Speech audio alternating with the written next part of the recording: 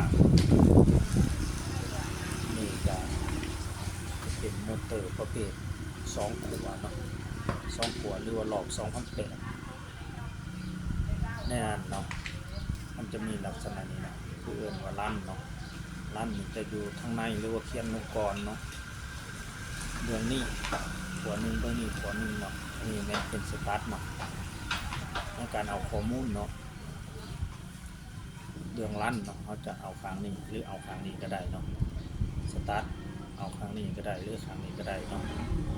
เอาครั้งหนึ่งก็แล้วครั้งหนึ่งเนาะจำนวนออกมันจะเท่ากันเนาะตัวนี้จะเป็น2ตัวเลยว่า2ตัวเนาะรอบ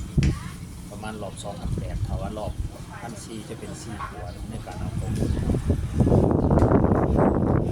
สตาร์ทลั่นเก่าครั้งนึงเนาะ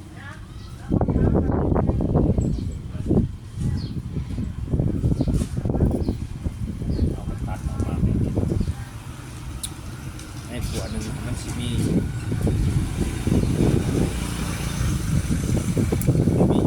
4คนเนาะเป็นขัวหนึ่งเนาะใหญ่กดกลางเนาะแล้วก็กดกลางนี่มี2 3เป็น4 1 2 3 4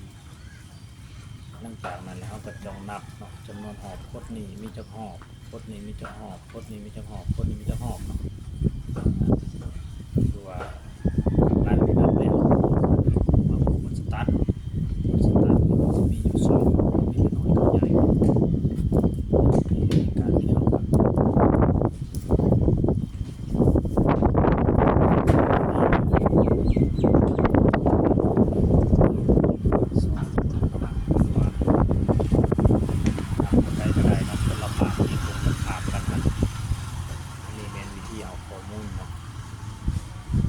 ทุกรุ่นก็คือกันเนาะประเภทใหญ่หรือว่ามอเตอร์ต่างๆจำนวนก่อนรถบรรทุกลงข้างแน่เนาะแต่กระเบอร์ลวดพยายามหอบนี่จะต้องนับเราสามารถเพิ่มหอบได้เวลาเขาเขียนใหม่ถ้าว่าเขาเพิ่มหอบแห้งเฮ็ดให้มอเตอร์เนี่ยยิงทนกว่าเก่าเนาะหอบว่าให้ลุกเบอร์ว่าให้ลุกเนาะในการหอบเป็นไม้เครื่องโบนของมันเนาะถ้าเป็นเบอร์ลวดไม้ทั้งแอมกำลังของมันเนาะถ้าว่าเขาเอาเบอร์หน่อยกำลังมันก็จะตกถ้าเป็น3แห้งเนาะสมมติว่าเขาเอาลวดหน่อยเพื่อเขียนง่ายแล้วคนก็เห็นให้กำลังมันตกมันจะบ่ได้แห้งซ้ำตัวเก่าที่มาจากงานเนาะฉะนั้นแล้วเวลาเอาข้อมูลละเอียดเพื่อให้มอเตอร์ที่เขาเขียนไปหันมีอายุการใช้งานเทียบเท่ากับของที่มาจากงานหรือว่าสามารถเนาะบางคนก็เลยมาโม่เพิ่มนะเป็นไอ้สตาร์ทได้เนี่ยก็คือว่าโม่ว่าให้ลำมันขึ้นกว่าเก่าเนาะ